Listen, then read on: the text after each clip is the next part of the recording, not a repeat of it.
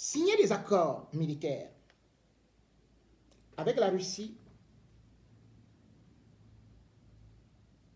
n'est pas une petite affaire.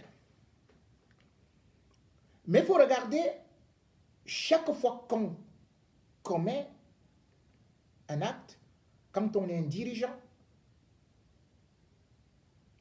ce que ça peut coûter à son peuple. Les accords militaires qui ont été signés le 12 avril 2022 profitent en premier lieu au gouvernement en place qui cherche une porte de sortie et qui croit se réfugier derrière la Russie. Et ceux qui se disent panafricanistes applaudissent parce qu'ils se disent que certainement la Russie va permettre à nous autres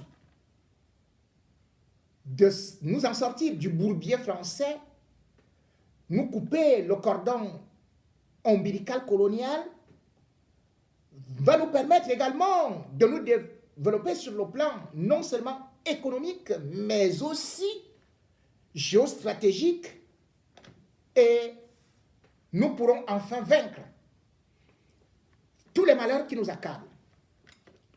Sauf que aussi sommairement dit, ceci est faux. Les accords militaires qu'on attribue à Biya comme étant une gifle contre la France ne datent pas d'aujourd'hui, je l'ai répété, et la Russie n'arrive pas en Afrique aujourd'hui. La Russie a souvent été en Afrique, parfois même elle est partie d'elle-même, ou alors elle a décidé parfois de déployer pas seulement des accords militaires, mais aussi des accords économiques. L'accord avec la Russie, signé par le régime camerounais, a attiré l'attention de la communauté internationale, particulièrement les États-Unis et aussi la France, même si au niveau de l'Élysée ou alors au niveau du Quai d'Orsay, on n'a pas fait de procès. Mais à lire Tibor Nagui, son tweet dit déjà beaucoup de choses. Pouvons-nous condamner la Russie? Pouvons-nous condamner la France? Pouvons-nous nous réjouir de cet accord? Première des choses, je devrais dire que chaque pays est libre de signer des accords avec n'importe quel partenaire. Et comme tel, le Cameroun peut signer des accords. D'ailleurs, avec la Russie, comme depuis 2015, le Cameroun peut signer des accords avec l'Allemagne, le Cameroun peut signer des accords avec les États-Unis, le Cameroun peut signer des accords avec la France, le Cameroun a signé des accords même militaires avec la Chine. Mais sauf qu'aujourd'hui, il y a deux blocs. Le bloc occidental et aussi du côté russe. Même si la Russie peut avoir du soutien de la Chine et de l'Inde, n'oublions pas que l'Inde et la Chine ne pourront pas entrer frontalement dans une confrontation contre les États-Unis et le bloc occidental. Pour la simple explication que c'est la réelle politique. La réelle politique voudrait que l'Inde est partenaire commercial des États-Unis, ne pourrait donc pas aller faire une guerre, tout comme la Chine. La Chine a beaucoup d'acquis ou beaucoup de choses investies au niveau des États-Unis qui peuvent même représenter 40% de son économie. Si la Chine entre dans cette guerre, sans l'ombre d'un doute, les États-Unis peuvent être capables de geler aussi ces avoirs, exactement comme on a gelé les avoirs des capitalistes russes qui sont en Occident. Vous connaissez par exemple le président de Chelsea, dont aujourd'hui on a saisi tous les comptes, même la fille de Poutine. Et ce qui n'arrange pas beaucoup de choses par rapport à la Russie, qui même en cas de conflit, ne peut pas envoyer ses troupes au Cameroun. La Russie ne fonctionne pas ainsi. La Russie fonctionne avec certainement des accords militaires, des partenariats économiques, mais ceux qui croient que la Russie vient pour chasser les Français peuvent se tromper. Ils vont se tromper dans la mesure où la Russie est déjà engluée dans la guerre en Ukraine. Et cette guerre lui coûte très très cher. 250 chars déjà détruits.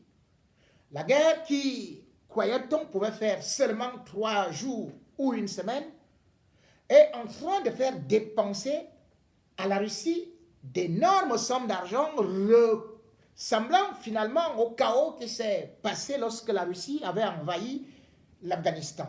C'est une triste histoire.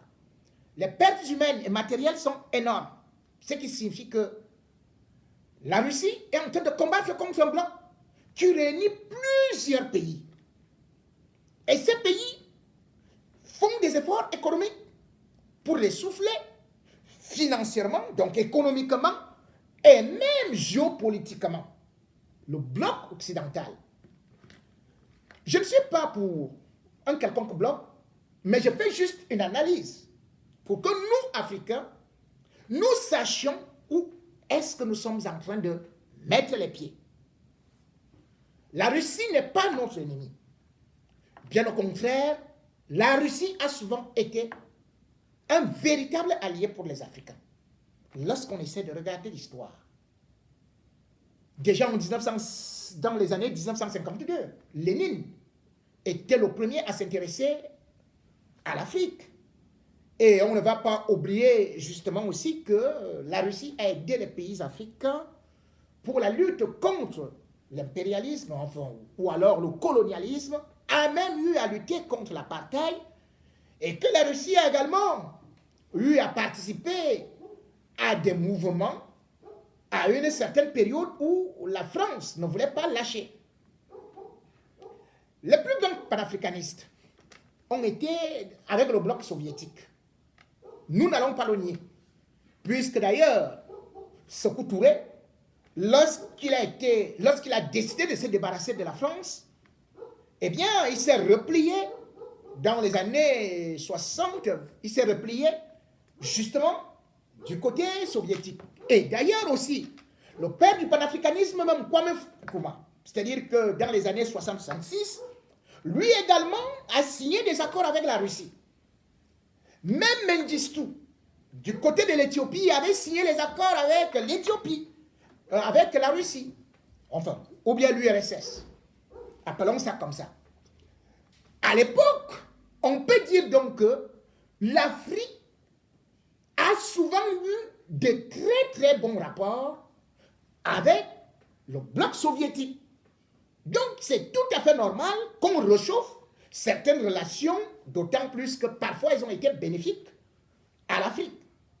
Beaucoup de pays africains ont d'ailleurs eu à réchauffer ces relations depuis et ont beaucoup bénéficié, puisque déjà dans les années 1956, l'Égypte par exemple au niveau du canal de Suez, la Russie a eu à intervenir et a donné beaucoup d'argent, a investi beaucoup au niveau de l'Égypte.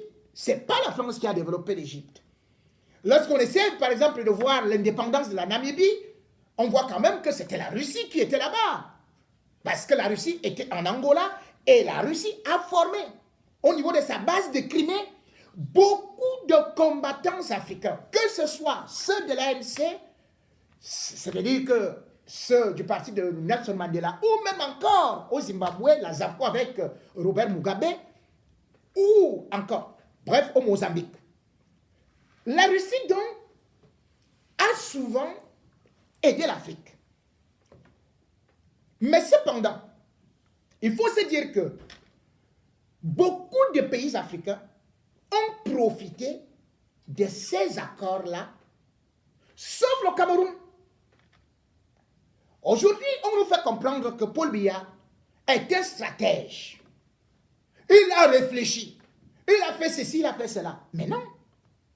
Depuis 2014,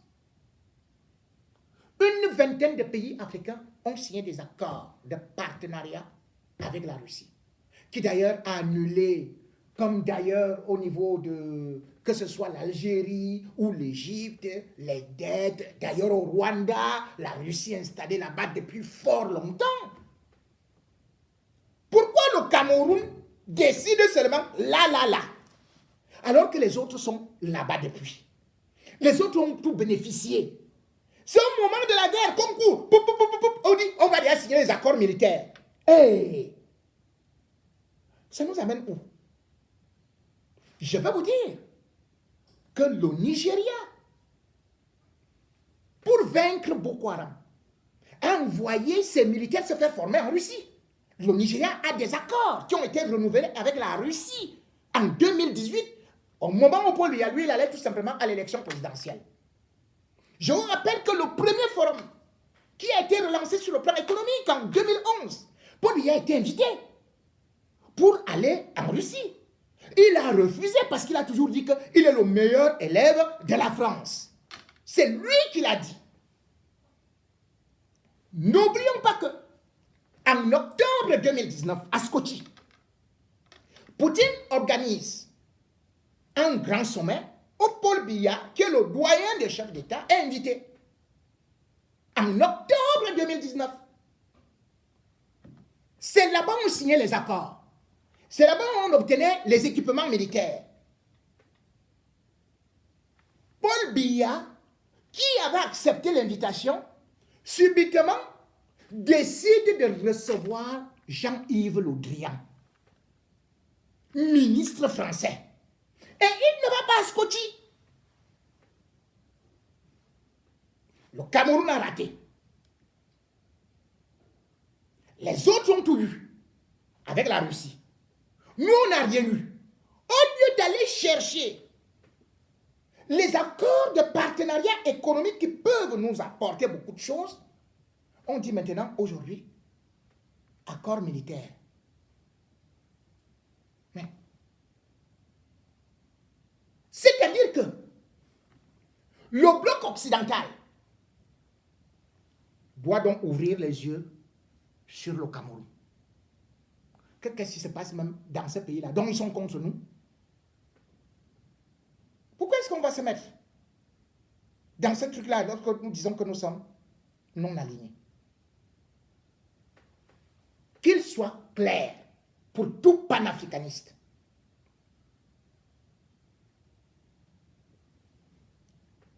Ceux qui disent que Paul Biya est un stratège, qu'ils sachent que c'est Paul Biya qui a tué le panafricanisme. C'est Paul Biya qui a tué Kadhafi. C'est lui qui a trahi Kadhafi.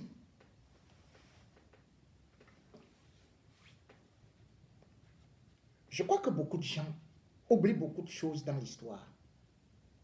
C'est-à-dire que dans les années 2008, n'est-ce pas que Kadhafi était parti sceller des accords avec Poutine? Et d'ailleurs, Poutine avait décidé d'enlever toute la dette, d'effacer la dette de Tripoli envers la Russie. Cette dette qui datait de l'époque soviétique. Et la dette s'élevait à 4,5 milliards de dollars. Il a effacé. Mais il avait dit à Kadhafi, je te livre les armes pour 6 milliards.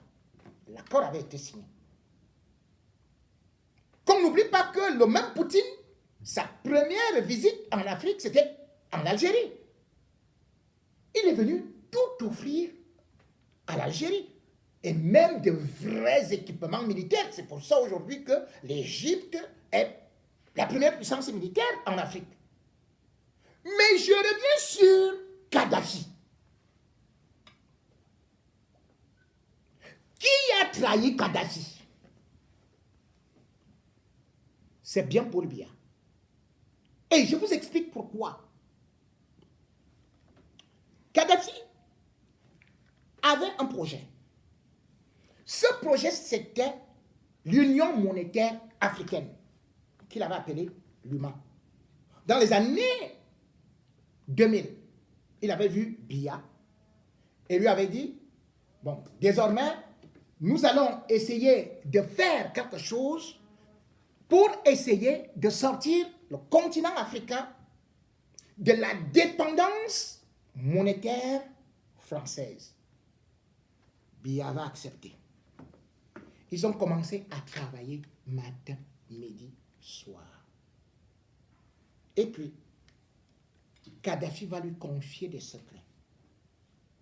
En lui disant, c'est à Yaoundé que nous allons installer l'UMA. Et nous allons installer une banque centrale à Abuja, au Nigeria. Nous mettons l'argent, la monnaie africaine en marche en 2014. Puisque le projet devait donc être lancé à Yaoundé, le siège c'était à Yaoundé, il travaillait avec Paul Biya. Paul Biya, pendant ce temps, reprend les mêmes informations pour aller donner à qui? À Nicolas Sarkozy. Nicolas Sarkozy qui prend les mêmes informations pour dire attention, danger. Ces gens veulent déjà une indépendance. On n'aura plus le contrôle de l'Afrique. Et d'ailleurs, les mails de Hillary Clinton datant du 2 avril 2011 qu'on a pu sortir, vous avez pu constater comment est-ce que elle parle. Que ce n'était pas pour protéger le peuple libyen contre les attaques, ceci et cela, mais elle-même dit dans les mails que la Libye avait un projet de monnaie panafricaine et surtout une banque panafricaine et qui avait des réserves d'or. Parce que Kadhafi avait confié à Biya que, puisque c'est toi le poumon de l'Afrique centrale et que tu es le doyen, j'ai actuellement 143 kg d'or et puis voilà comment est-ce qu'on va faire. Et puis j'investis directement 15 milliards pour la construction du siège. Les plans étaient établis. Biya, lui, reprenait les mêmes plans. Il envoyait à Sarkozy. C'est pour ça que Sarkozy l'appelait le sage. Et il vous a dit qu'il était le meilleur élève de la France.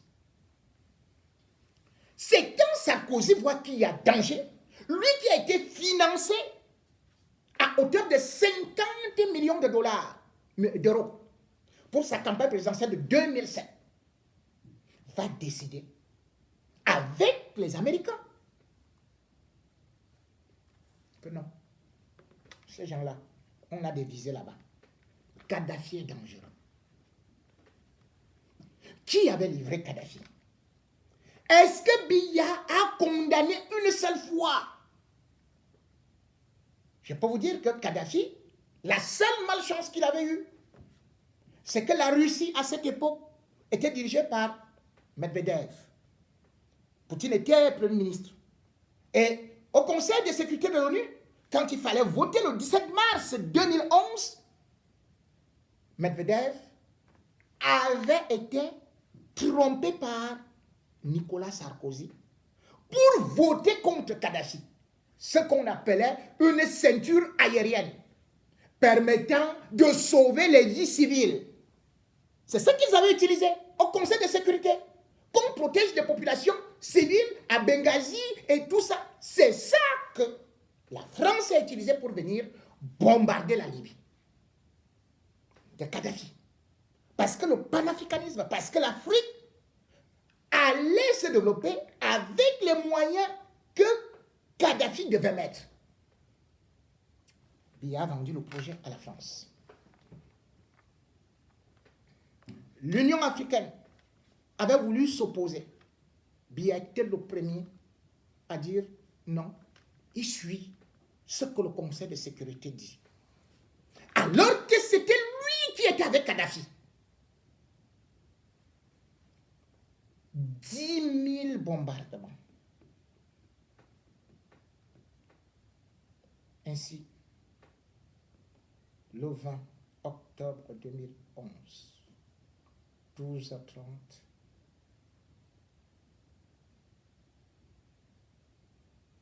Kadhafi était capturé parce qu'il avait été trahi.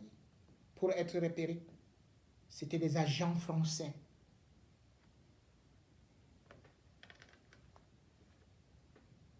Les espions français. C'est les avions britanniques et américains qui bombardaient. C'était l'OTAN. On ne peut donc pas être content de l'OTAN quand on est africain. Mais il faut savoir regarder. Parfois, jusqu'où l'Occident peut agir lorsque ses intérêts sont menacés. Si l'Occident, l'OTAN ont détruit la Libye pour leurs intérêts, c'est quoi le Cameroun? Paul Biya est qui? La Russie viendra. La Russie va nous envoyer quoi?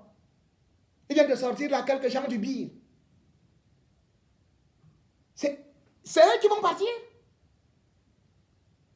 Le comble dans ce régime, c'est qu'ils ne voient pas le danger. Vous signez les accords militaires. Vous les rendez, vous les balancez comme si c'était un acte héroïque. Alors que tout un chacun connaît que même celui qu'on appelait Bokassa, il était avec la France. Lorsqu'il a voulu rejoindre Kadhafi, qui lui-même était avec le bloc soviétique, qu'est-ce qu'on a fait? Effacé. Paul Biya, meilleur élève de la France. C'est la France qui te donne de l'argent. C'est la France qui te permet d'avoir tes petits moyens pour payer tes fonctionnaires. La Banque mondiale est dirigée par qui? Les Américains. Le FMI, les Américains. Mais attendez. Et tu vas t'opposer aux Américains? Papa, gendarme du monde? Hey! C'est parce que toi, tu as déjà 90 ans que tu ne veux pas protéger les petits-enfants? Mes chers concitoyens, moi, si je ne peux pas faire que je vois Ngani, je me place là pour faire la gueule devant lui. À mof, je prends, je détale, je prends l'élan. Mais moi, un petit ngono comme ça, m'envoie là, je dis Nganou, tu es qui? Je vais faire ceci et cela. Mais cela veut dire que je joue le rôle de Oga. Parce que je compte sur quelqu'un qui va, et on est en train de signer des accords militaires. Mais non! Pourquoi est-ce que je dis ça?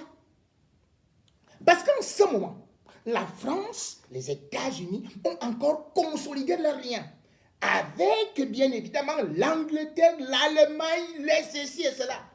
Lorsqu'il faudrait voter contre le Cameroun à l'ONU, ce sera comme un seul homme. Comme on a voté contre Kadhafi. On va même si Poutine va faire quoi, s'ils disent que bombardons. Et vous savez ce qu'ils peuvent utiliser?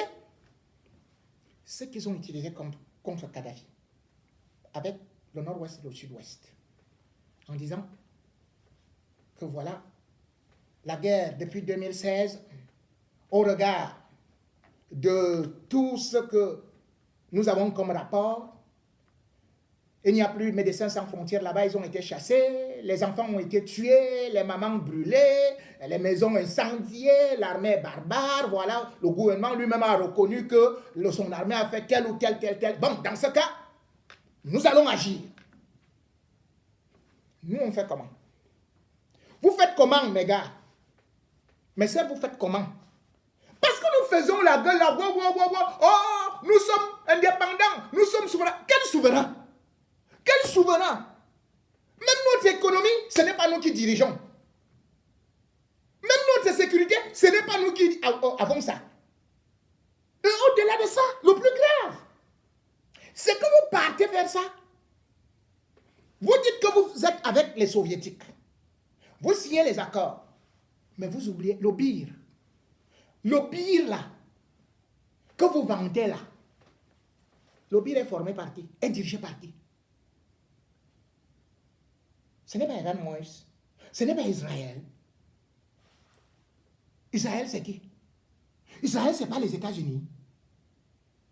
Hey, Israël, ce n'est pas la France. Donc, vous êtes gardé par la France. Votre gouvernement là, votre meilleure armée dépend de la France, c'est-à-dire d'Israël, des États-Unis. Et vous dites que les Russes peuvent venir. Mais non, les Russes, ne pas confondre ce qui s'est passé ou ce qui se passe en République centrafricaine. Et d'ailleurs, je peux vous dire, en République centrafricaine, Touadéra n'a jamais eu, il a autour de lui ce qu'on appelle le noyau russe. Il est gardé par les Russes. Comment Biya va faire? Il est gardé par les Américains, les Français. Et il combat les Américains. Ouais, comment le père là? Heureusement que ce n'est même pas lui qui fait ça. Ce sont les bandits qui sont autour de lui.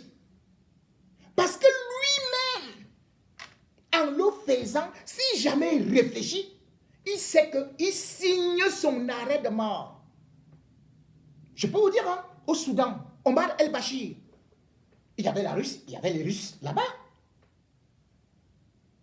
Mais, il est tombé. On crée un soulèvement et bam.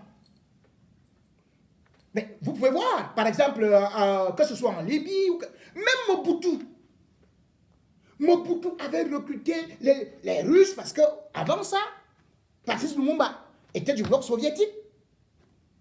Et quand Mobutu vient, il avait décidé que non, première chose, je romps les accords avec la Russie, les instructeurs russes, je ne les veux plus. Quand il a été menacé, comme Paul Biya, il est reparti prendre les Russes.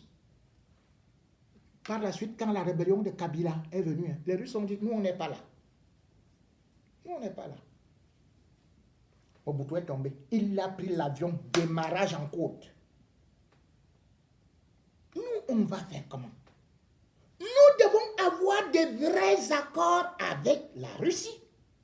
Mais nous ne pouvons pas dire que nous pouvons combattre les États-Unis. Non, non, non, non, non, non, non, non, non. Je suis panafricaniste, mais je ne suis pas panafricain. Mais vous connaissez même seulement le budget de l'armée des États-Unis. Aïe, aïe, aïe, aïe, aïe, aïe. 700 milliards de dollars. 700 milliards de dollars. Vous connaissez le budget de l'armée russe? 64 milliards de dollars. Rien que ça. Vous connaissez le nombre de bases militaires des États-Unis à travers le monde? 750. C'était même 1500. Et là, la Russie cherche peut-être à installer une base militaire même là-bas quelque part, mais ne parvient pas encore. Et ce qui est au niveau du Cameroun, les États-Unis ne peuvent pas accepter qu'en face d'eux, là, au golfe de Guinée, que la Russie vienne s'installer là. Et le Cameroun est l'entrée de la porte de Guinée. Ce n'est pas faisable. Vous connaissez les positions d'Africains au Niger? Hein? Même à Malte, où ceci et cela? Et le pire. Vous connaissez l'entrée du Cameroun? La plus mauvaise, la plus grande entrée du Cameroun, c'est le Tchad. Donc si les Américains veulent que comme Biya, tu veux faire que tu es fort là, avec les Français, ils entrent par le Tchad. Parce que c'est eux qui ont installé le petit zinzin qui est là-bas. Ça, c'est la géopolitique. Je ne vous parle pas que, wow, je suis panafricain. Moi, je ne peux pas. C'est-à-dire qu'il faut savoir l'équilibre des forces. Poids papillon ne peut pas aller bagarrer avec un éléphant. Et vous avez vu un papillon qui bagarre avec un éléphant? On les laisse. Que les États-Unis bagarrent là-bas et tout. Quand ils finissent, on reprend calmement nos petits accords. Est-ce que vous pouvez nous faire ceci? Est-ce que vous pouvez nous faire cela? Quand les Nigérians ont signé les accords militaires avec la Russie, bien évidemment, c'était pour la guerre contre Boko Haram. Or, qu'est-ce qui va se passer? Si jamais ce gouvernement qui ne comprend et qui ne fait qu'à sa tête, ose faire que les armements russes ou quelques instructeurs russes entrent dans les régions anglophones, je vous jure, c'est fini. C'est fini pour nous. Non seulement l'Amazonie est partie, parce que les Américains, à cet instant-là, vous voyez ce qui se passe en Ukraine, non? Ils envoient les armes là-bas. Ils envoient même des combattants. Ils envoient tout. Ils vont armer les Amazoniens jusqu'aux dents. Et il y aura partition. Et ils vont partir. D'autres du nord, d'autres du nord-ouest et du sud-ouest pour descendre jusqu'à Yaoundé. Ils vont balayer. Regardez ce qui s'est passé avec Kadhafi. Moi, je ne suis pas là pour faire des analyses à la con. Tantôt, ouais, on est contre,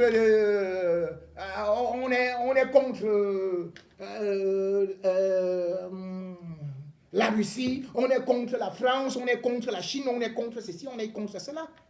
Non. Quand on est non aligné, on reste non aligné. Surtout quand il y a un conflit. On ne profite pas pour se dire que, hey, comme la communauté occidentale est déjà en train de nous lâcher, alors que nous les avons utilisés longtemps pour valider les fausses élections. Qui a validé les fausses élections de Paul Biya? Ce n'est pas la France, ce n'est pas les États-Unis, ou même, ce n'est pas les grandes puissances.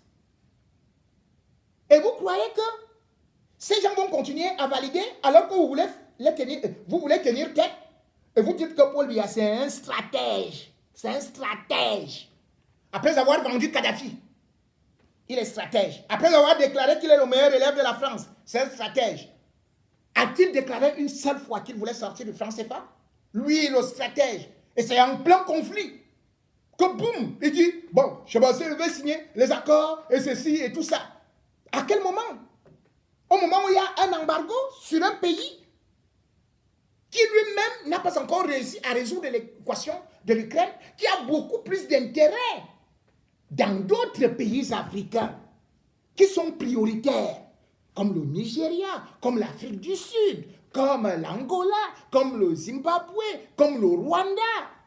C'est pas le Cameroun qui est une priorité pour la Russie. Non, non, non, non, non, arrêtons ça.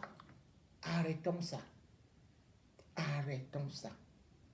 Nous sommes en train. Ils sont en train d'aller droit mur et de nous y conduire. Regardez ce qu'ils écrivent dans les accords. Qu'en cas de... les autorités camerounaises peuvent aller se soigner en Russie. Donc les gars là, hein, ils ne construisent pas les hôpitaux chez eux. Mais vont se soigner en Russie.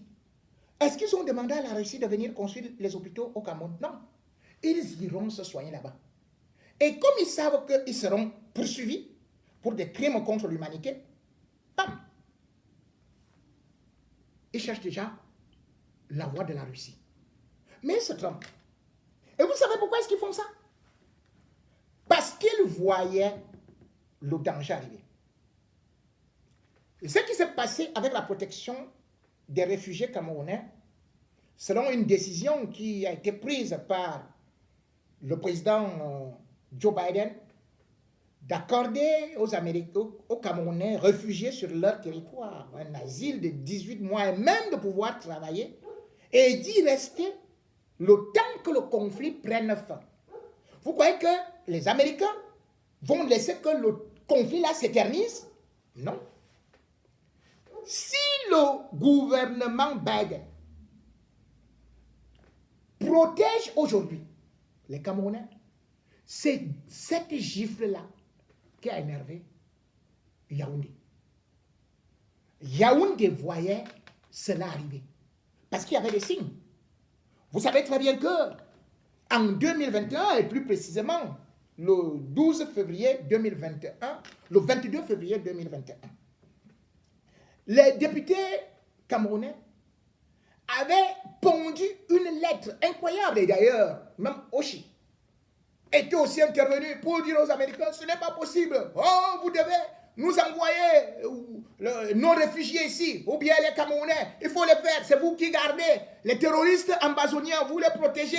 Il ne faut pas que les États-Unis deviennent un siège de protection pour les ambazoniens. C'était ça, au communiqué.